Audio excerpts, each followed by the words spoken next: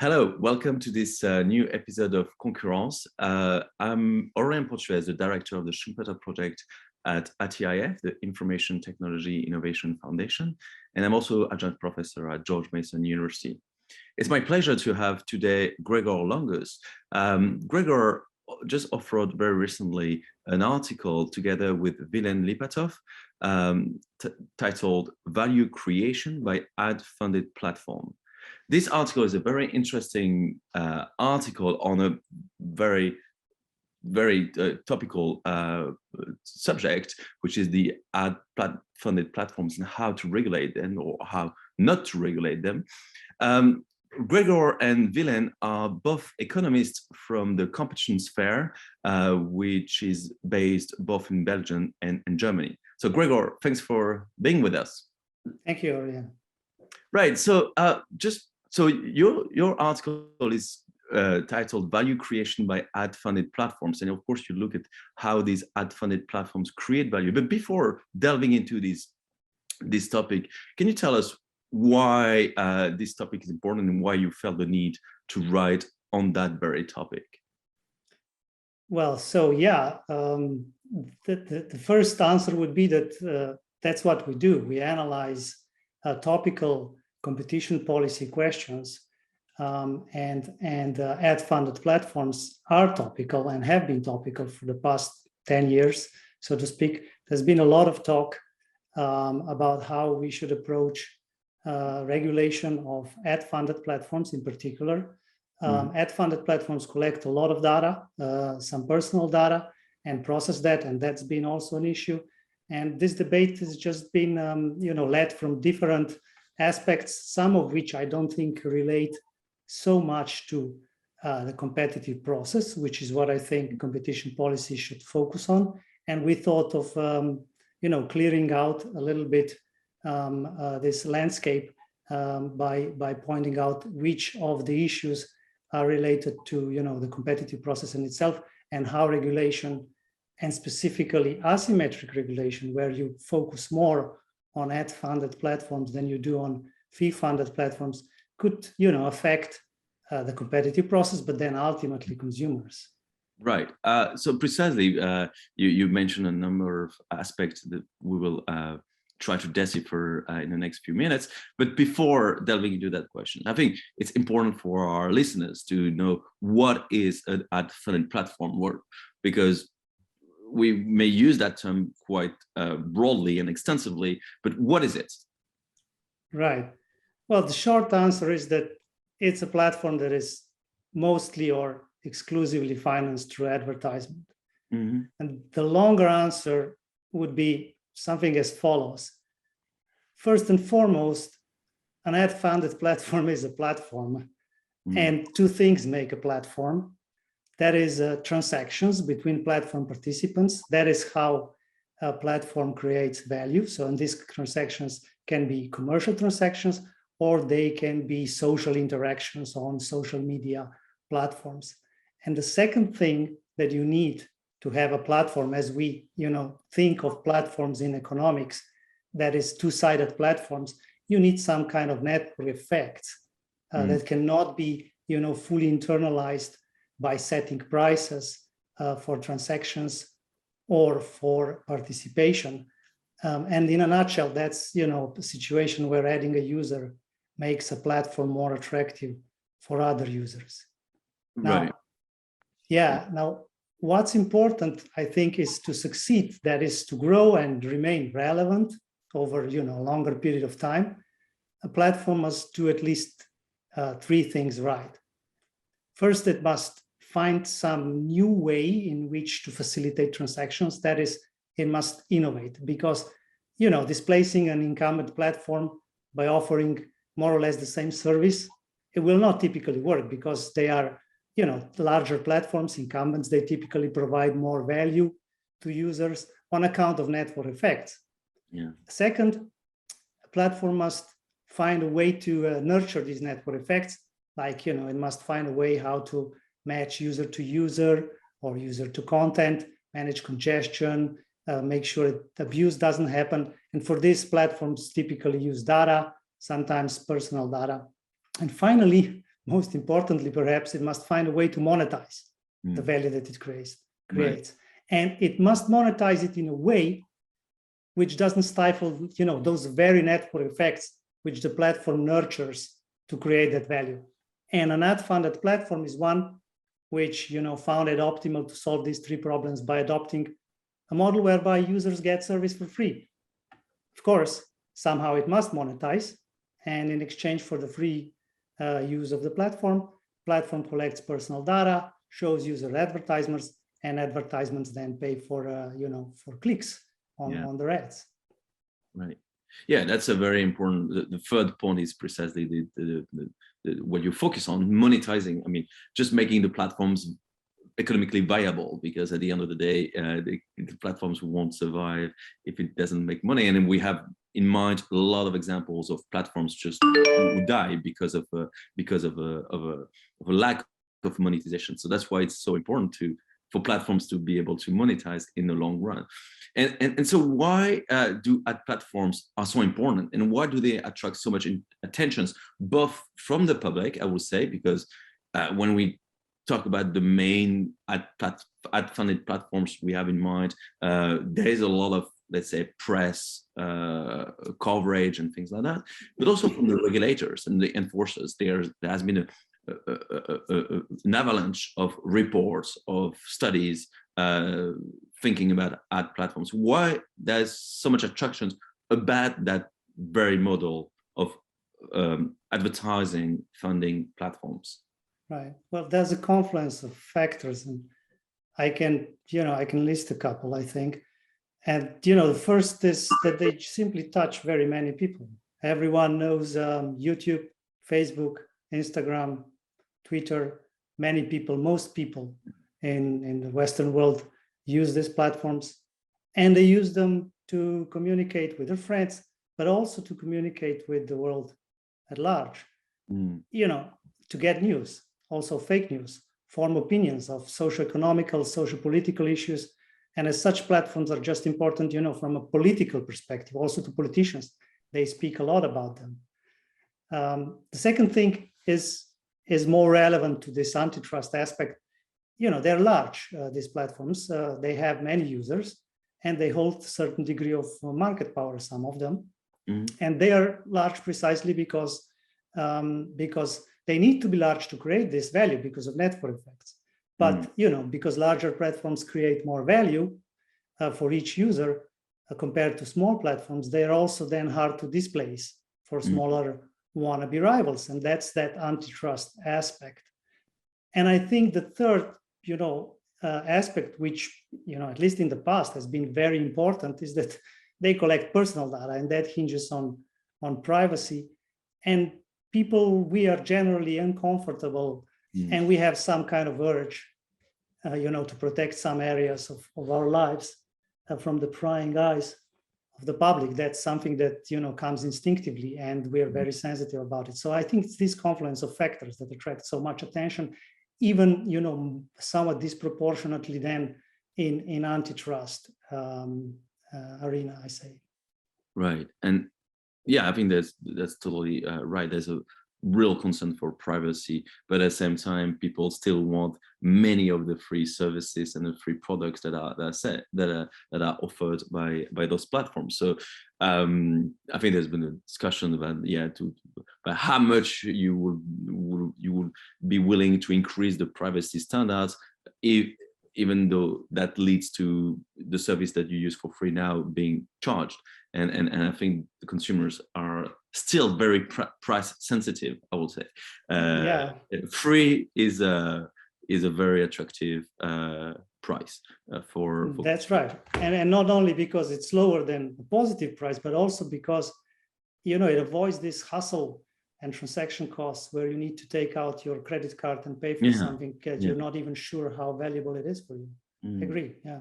And just one point that's just come to my mind in this discussion is like also advertising in the online digital advertising itself displaced traditional advertisers like print advertisers or TV advertisers itself. It's not only the competition on the platform of the service or displacing a number of actors, but it's the market for advertising, the ad tech market, if you want to call it, Correct. itself put major pressure on print advertising or TV advertising or traditional advertisers, and that is an aspect that's often overlooked. Don't you think so? Well, it is overlooked, I think, maybe, you know, by casual observers, but I don't think it has escaped the attention of regulators around the world, right? I mean, they are concerned that because of this move to online social media networks and so on, that, you know, traditional outlets, which, you know, where we traditionally got news, now they're no longer so attractive, so they can't finance independent journalism, for example, and so on. So I think, you know, in that respect, that's just another aspect why these platforms are, you know, interesting from the regulatory point of view, not only from antitrust perspective. And yeah, and in your article, you make the case and you explain very clearly a bit like this dichotomy between ad-funded platforms and fee-funded platforms, because at the end of the day, what's just what we discussed, there's a price. So if it's not ad-funded, well, there will be a price, that's the fee. And so there's a balance, and some ad-funded platforms are partly some fee-funded aspect and reverse-wise. And so do you agree that these ad-funded platforms, because of their nature, because of their characteristics, should have a stronger focus and, let's say, perhaps more aggressive antitrust enforcement as opposed to the fee-funded platform? Right. So that's precisely the question that we address in our paper with William.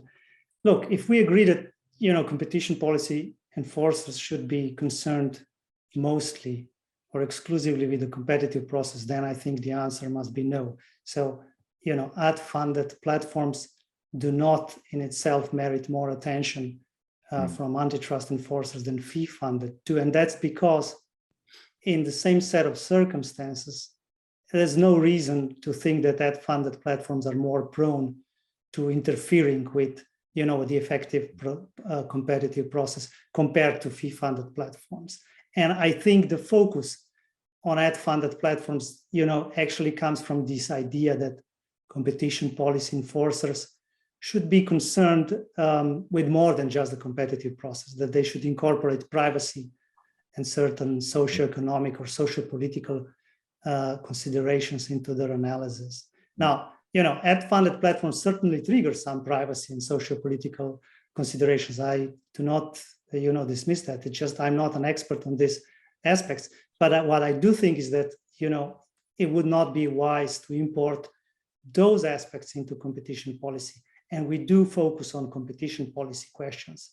So as to show that, you know, from the competition policy perspective, in the same set of circumstances, business model, you know, we don't mean to say that shouldn't be taken into account. It should be taken into account. You should understand how platform does the business, but there is no ex ante, you know, reason that we see or we find in the literature which would merit some kind of an asymmetry in this, you know, ex ante focus.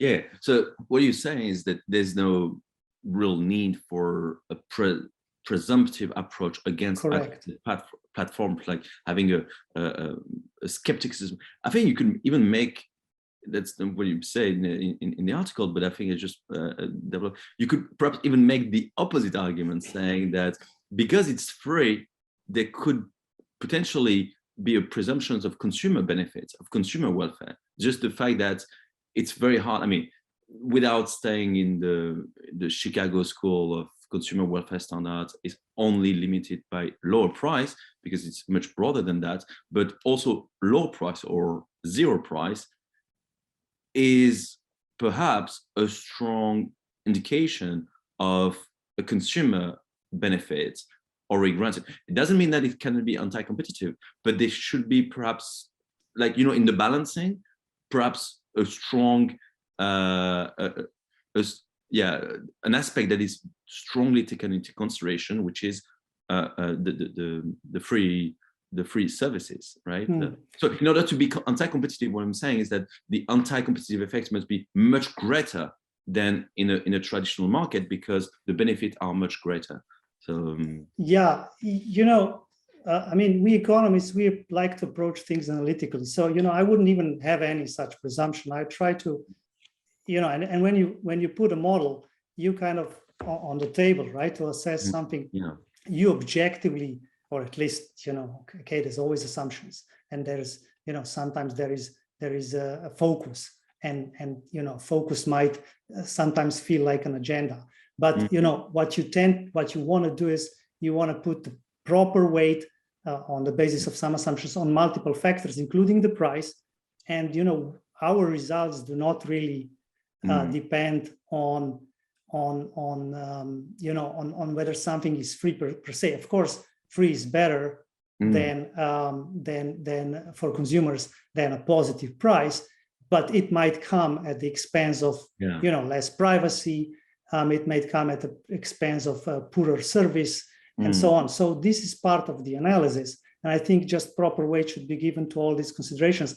But I agree that I think this view that the services may be for free, this was maybe 10-15 years ago in competition policy enforcement. It was a problem because agencies didn't really know how to deal with the price of zero, but I think we're past that. I think now we know how to analyze that and correctly incorporate it into the analysis.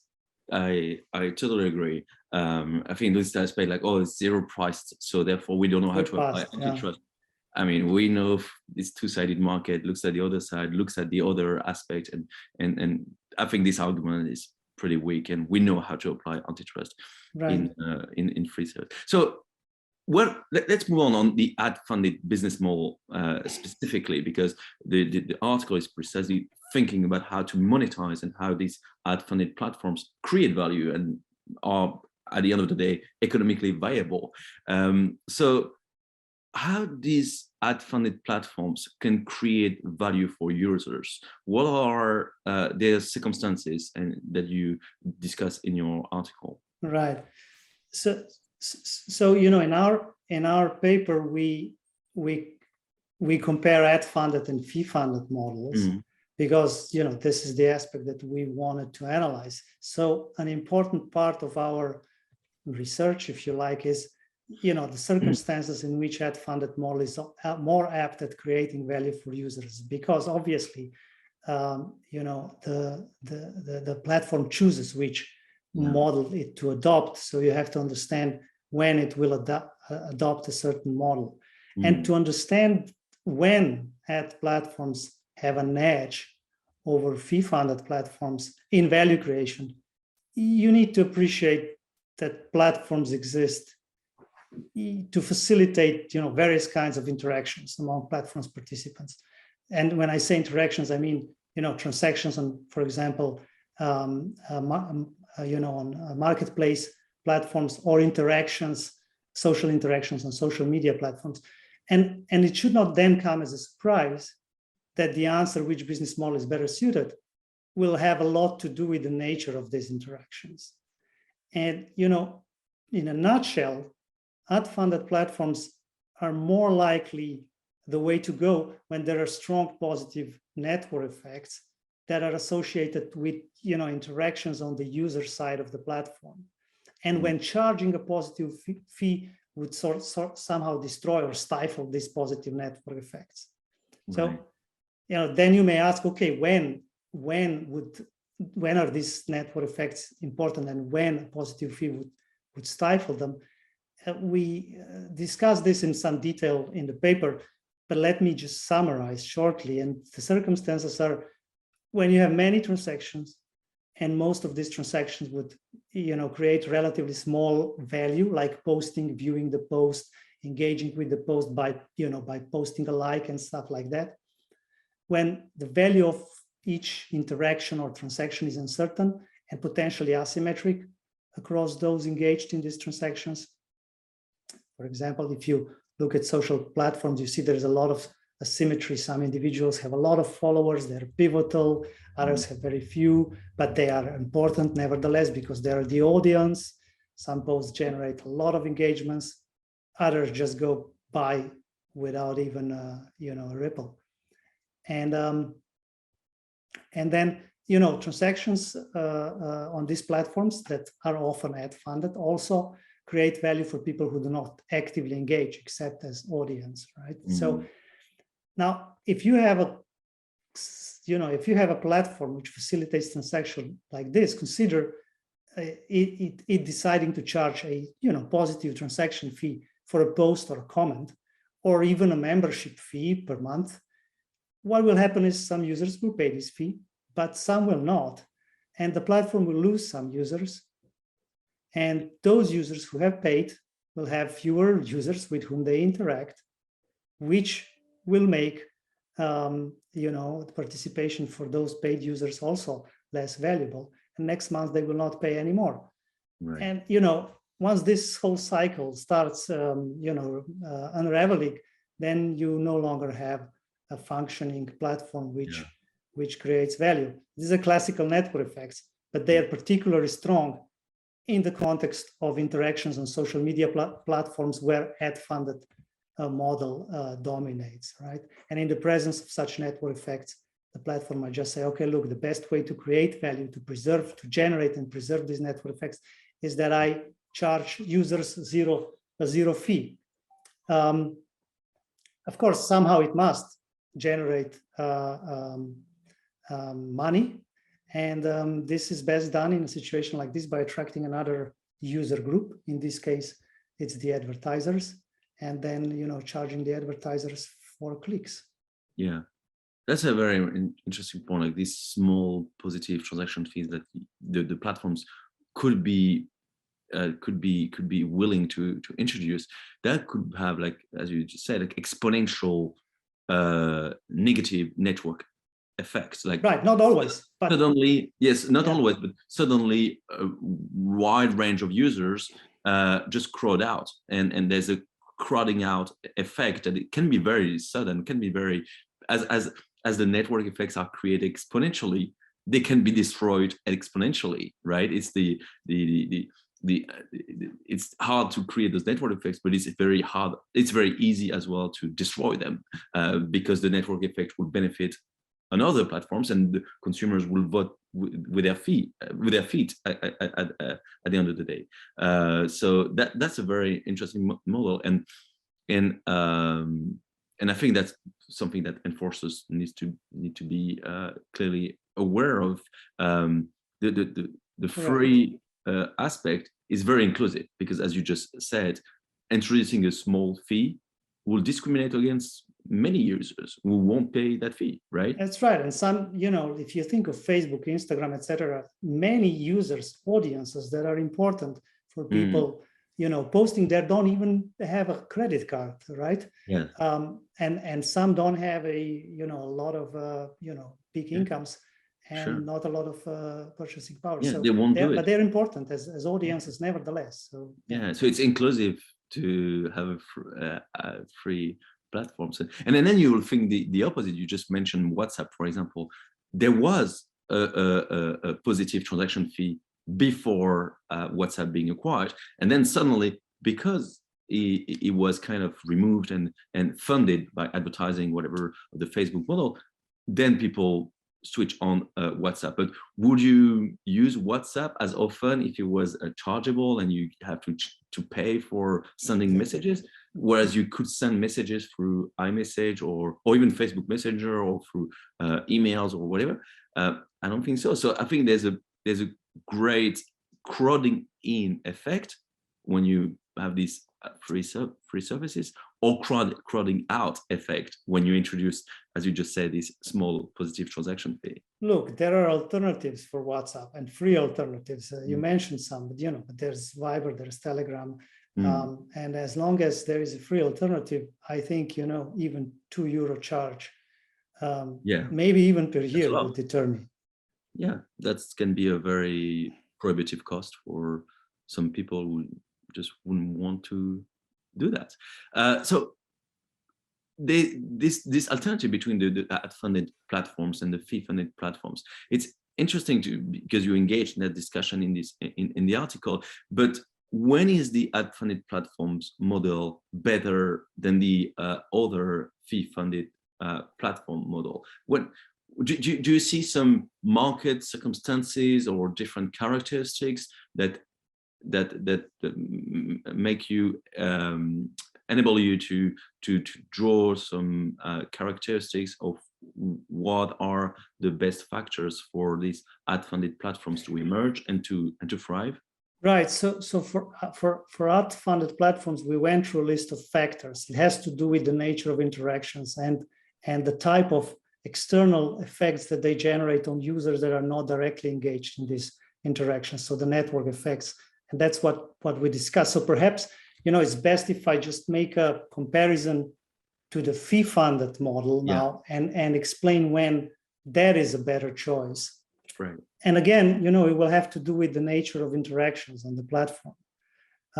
When you see it, some of, fee platforms that we know and love and are fee-funded, you see that interactions that are quite a bit different from those that take place on, ad-funded platforms. So, think of Netflix, think of Amazon, as a merchant market platform. They facilitate commercial transactions. That's where they create value. And these are quite a bit different from transactional social networks. And let me just highlight two features. Look, first, commercial transaction has a relatively well-defined value. You're buying a product. I'm not saying it's perfectly, well-defined, but you're buying a product.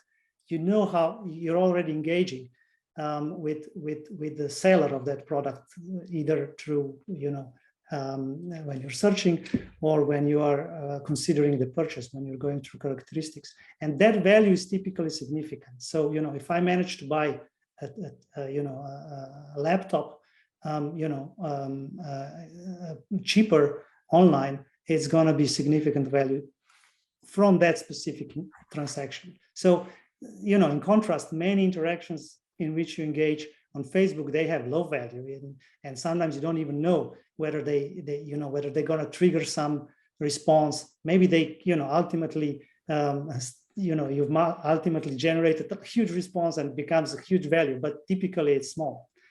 And the second difference when it comes to fee-funded platforms is that, an individual commercial transaction does not have strong external effects on other commercial transactions that are taking place in parallel. It does have some through reviews, through product reviews. But, apart from that, it's a thing that happens between a specific buyer and a specific seller. I don't know what you're buying on Amazon, and you don't know what I'm buying, and you don't care what I'm buying. We just don't interact. We interact with the merchant.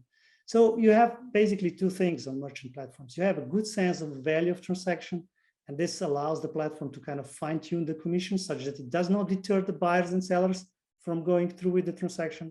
And second, you don't have these strong network effects, which means that even if if a platform does stifle some of the trade because of the commission it charges, it will not destroy value also for other buyers and sellers that, by charging that.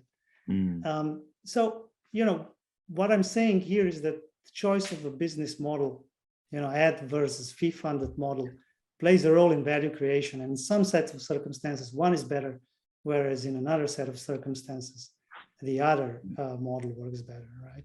That's a very interesting point, because you can see in your description a kind of continuum between the ad-funded platforms and fee-funded platforms. It's not like a black and white question. It's the platforms itself can move toward more fee-funded and go back to ad-funded.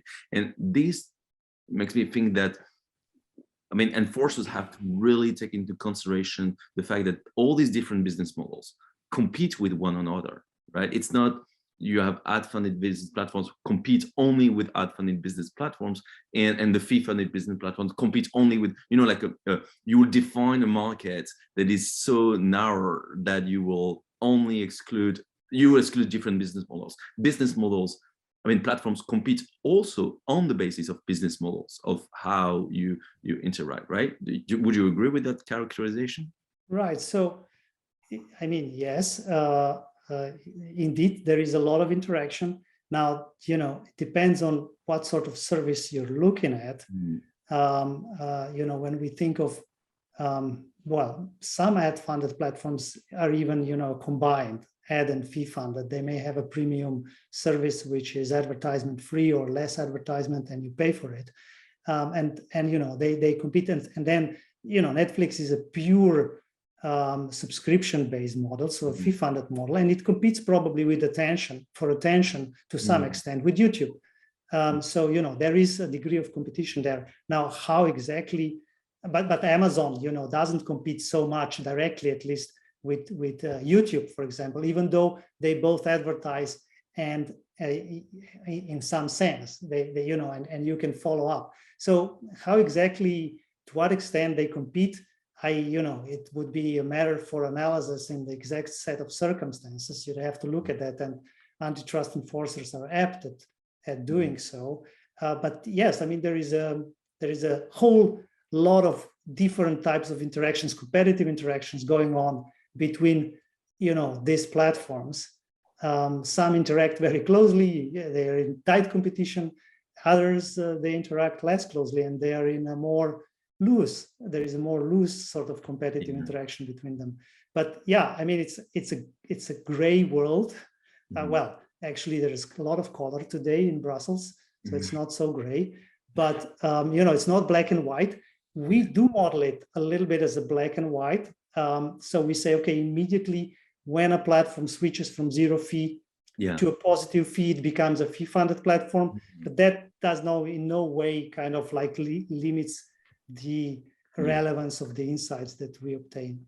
Yeah, that's the difficulty of having economic models for the sake of simplicity and the complexity of business life, which is not that clear cut, but that's why we need economists, I guess. What are the risks? I mean, what is the risk for a greater regulatory approach to those ad-funded platforms? I mean, in Europe, you have the Digital Market Act, you have a number of proposals, number of also investigations and activities taking place to regulate, I mean, the collection of the data by those platforms and how they compete. And even in the US, you have these antitrust bills and those proposals. I mean, the FTC has engaged, as said for 2022, its priority to report on what they call surveillance advertising or surveillance, like the very aspect of collecting data is now called surveillance. And so there's definitely a regulatory push specifically toward ad-funded platforms, which rely so much on data, a bit less for fee-funded platform, as you explained. And I mean, I see those regulations, the point of those regulations, like privacy, whatever, but every regulation has, of course, considerable unintended consequences. And can you tell us about those potential unintended consequences and these legal risks or regulatory risks that these regulations may have when having a strong approach to ad-funded platforms? Yeah, so look, before I go there, let me say that, I do think that privacy aspects should be regulated, but they should not be incorporated, I think, into competition policy analysis. And that is because, well, there's a number of factors there. One of them is that, more privacy does not necessarily, or often even, lead to a more effective competitive process. Because, transparency of information actually facilitates trade, facilitates interaction. Collusion. Well, no, that's a different thing. So, anyway, more privacy. There's a big literature. It's young, this literature, but there is already big literature that finds that, more data you collect so that you can, for example, better target customers with advertisement. That can, not always, but it can, in a wide set of circumstances. There's a lot of scope for that to improve competition to the benefit of customers. Right? That's one aspect why I think, privacy is not, and now imagine the competition authority which says, oh, privacy is good. Well, but, we know that privacy can actually, more privacy, less less targeted advertisement can actually, harm consumers, because competition then on the platform will be less effective. That's one aspect, right? The other aspect of privacy is that, is there really a very tight link between how much data you collect and the level of privacy that you get? I don't think so. I think privacy is largely about trust, how you use the data that you're going to collect. Now, and here I am all in favor of, setting the rules of the game clearly and enforcing on that. But it's for me, it's a matter of product safety regulation, if you like. Yeah. And so, user consent as well, making sure that there's a user and some good things, have some positive steps have been made in that direction, I think. Right. So, I'm hopeful. I mean, it's still a long way, but also some things I think were put into various regulations inadvertently, that make things more difficult for a lot of firms. So I don't think it's still an area which can be improved quite a lot. Right. But, in the context of our analysis, we looked at the risks associated with, stricter asymmetric regulation of ad-funded platforms. And before I go into a little bit more the mechanics, let me say that, very simple terms, when you have a single platform, like a monopolist platform, in a stylized model, the risk of stricter regulation is quite intuitively that it would make ad-funded model, potentially less profitable. And, we're not worried about that just for the sake of it. The problem is that as a consequence of, being less profitable, ad-funded platforms may, choose then to invest less in attracting end users, or even switch the business model to fee-funded model. And, in circumstances that we spoke about earlier, when ad-funded model is more apt at creating value than fee-funded model is, that will, quite clearly result in harm to users. And in a setting where you have several platforms that compete, the additional risk is that competition will be less intense as a result of a switch from ad-funded to a fee-funded model. But in our model, we did focus on data collections and on restrictions on data collection, which, inadvertently affect ad-funded platforms more.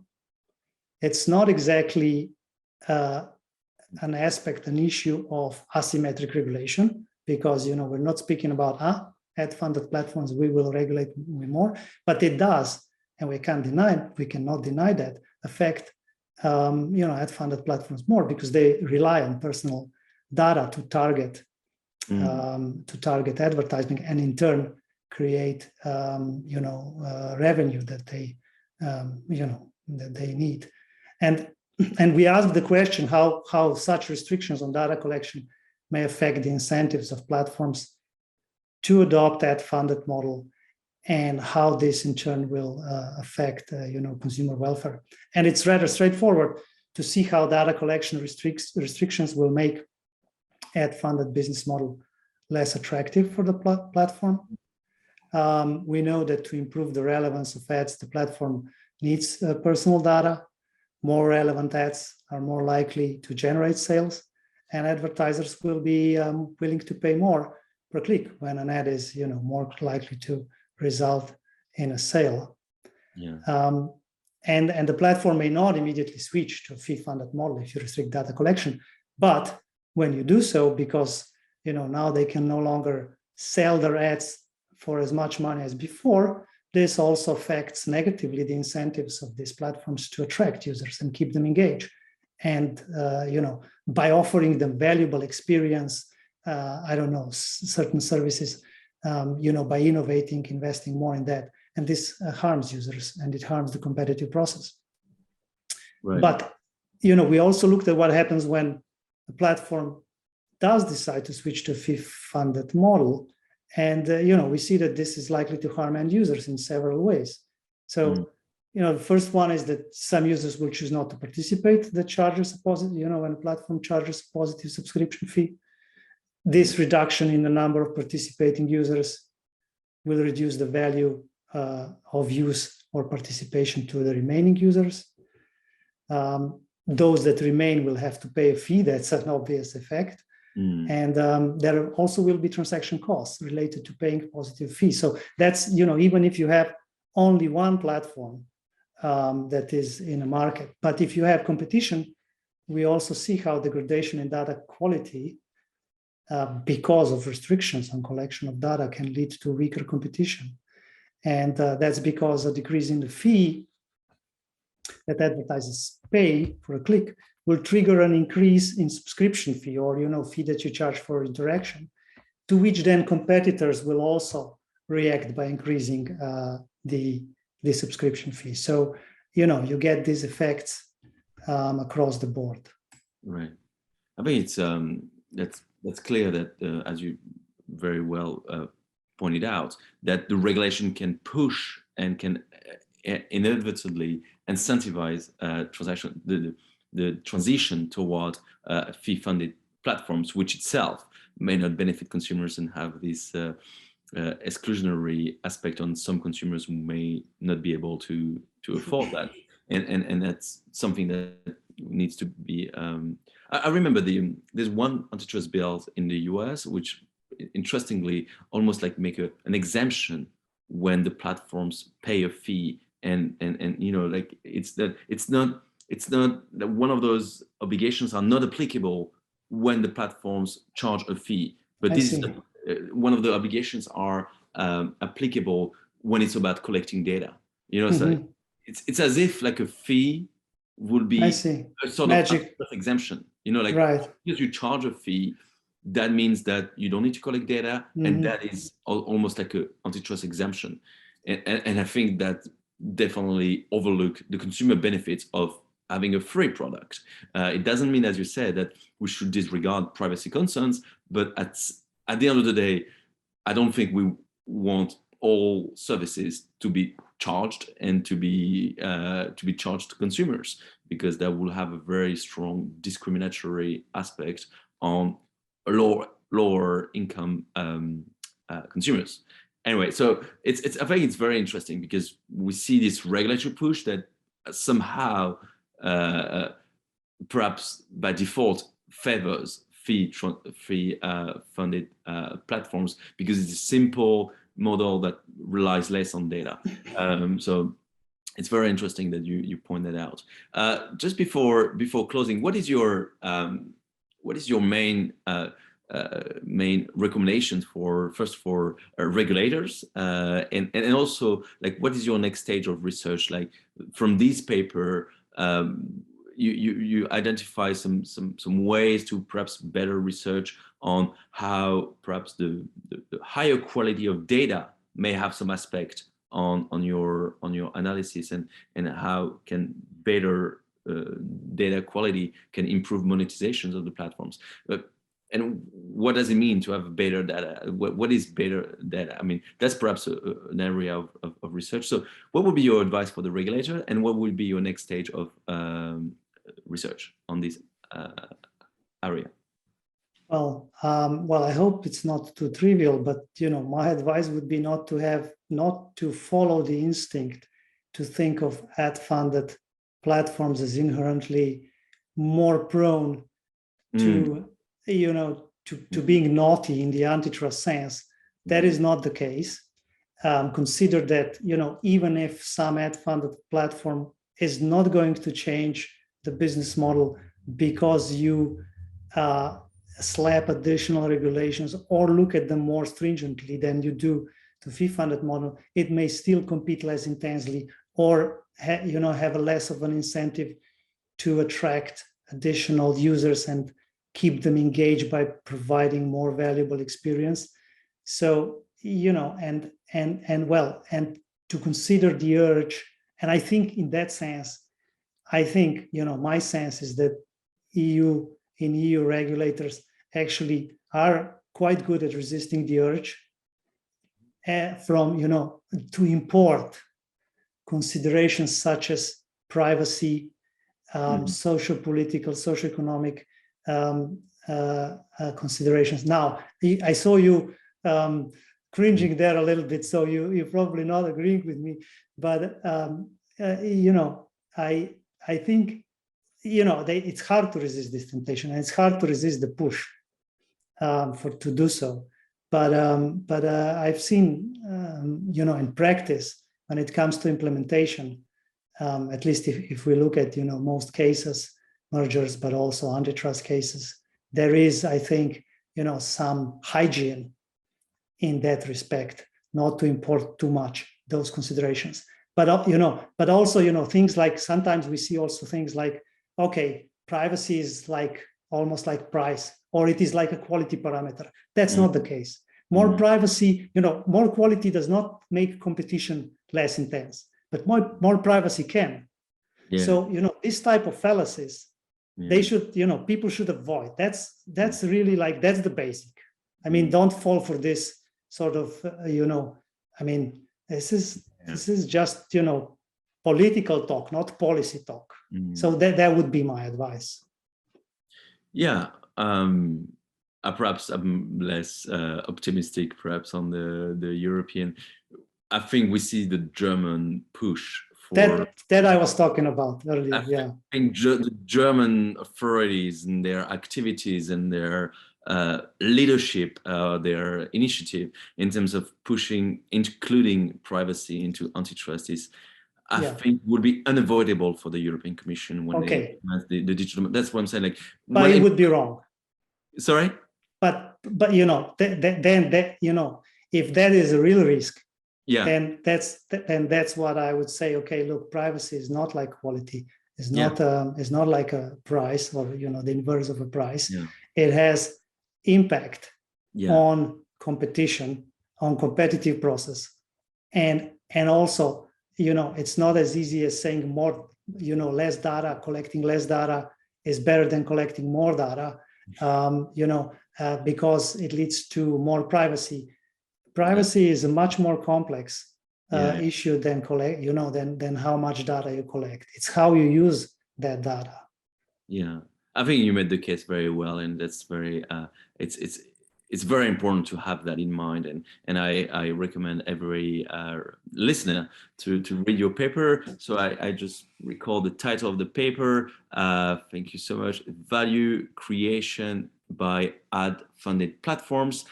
Gregor Langus and Willem Lipatov. It's available. It's a CES IFO working paper. It's available on SSRN, published in January 2022. It was a pleasure, Gregor, to have you and to engage in that discussion. It was a very interesting article, and I look forward to have it published in a journal and continue the discussion with you. Thank you for everybody, and over to you, Concurrence. Thank you, Aurelien. Thank you.